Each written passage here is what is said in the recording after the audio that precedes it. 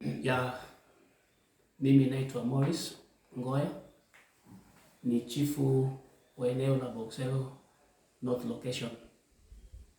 Ya kuhusu hii kisa ambayo imetendeka hivi majuzi hapa kwangu, ni kwamba huyu mzee anaitwa Christopher Gesiora ambaye alisemekana ndiye suspect kwa kifo cha bibi yake ambaye alikuwa anapatikana ameuawa kwa nyumba.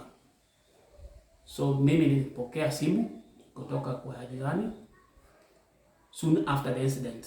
Nilipokimbia pale nikaconfirm kweli huyu mama alikuwa amelala chini akiangalia juu na damu inamtoka kwa upande ya nyuma ya kichwa na alikuwa ameakata roho. So nilipouliza nikaambiwa kwamba hiyo familia wamekaa na shida ya kifamilia kwa muda mrefu sana. Na hata hiyo siku ndio mama alikuwa ameingia kwa boma kutoka kwao kule Gesieka, na ninaarifiwa kwamba alikuwa amekuja kusalimia kijana yake mkubwa ambaye anafanya kazi Nairobi, ambaye alikuwa ameingia nyumbani kwa msimu huu wa Christmas. So kutokea hapo vile mzozo ulianza, hakuna walikuwa wamepata habari, na nilipofika pale nikapata kwamba mama amelala chini na watu wamefurika hapo kwenye boma, na hata mzee mwenyewe karibu watu wamuumize na wafanye mlagani wamuumize kwa sababu ya kitendo ambacho alikuwa ametenda. So jambo la kwanza nikajaribu kuokoa mzee ambaye ni maana ilikufanya, kisha baadaye nikapigia afisa wetu wa usalama kutoka Ruga Police Post na nikapigia OCS wa Mosocho ambao kwa haraka sana walifika kwenye scene na kunisaidia kumanage crowd na kuokoa mzee mpaka Mosocho Police Station. Kwa upande ya huyu mzee, tabia yake naweza kusema kwamba ni mzee ambaye ananyamaza, apendi kusema na watu muda mrefu. Mzee ambaye amenyamazia hata kama kuna maneno unaotoa ametulia hapo. Hata baadhi ya baraza zangu ambaye amekuja ni kwamba anakuja na keti, hawezi zungumza mpaka baraza ishe arudi kwake. So ni yule mzee ambaye anajimanyamazia mambo mengi kulingana vile mimi nilimhoji ama nilimuona. So vile inasemekana ya kwamba hiyo siku mama alikuwa ameingia kwa boma kutoka kwao.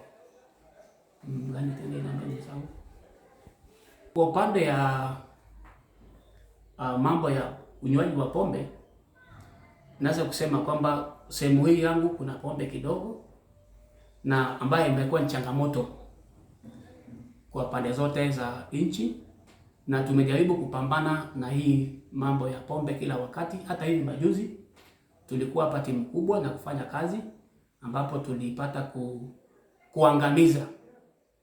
Mara mingi huwa naambia hata watu wangu ambao wanajaribu katika madarasa, na waambia kwamba kama kuna shida ya kifamilia, tafadhali jaribu kusuluhisha kwa njia ambayo inafaa, namna gani ambayo inafaa. Na kama huwezi kusuluhisha peke yako, ofisi yetu iko huru, kutokea kwa mzee wa kijiji, kutokea kwa ofisi yetu ya assistant chief, ofisi ya yangu kama chief, ili tupate kusaidiana, ndio tujaribu kusuluhisha ili jambo la mtu kukua na msongamano wa mawazo anaweza kufanya mambo kama hii ya mauaji kama huyu mzee alivyofanya.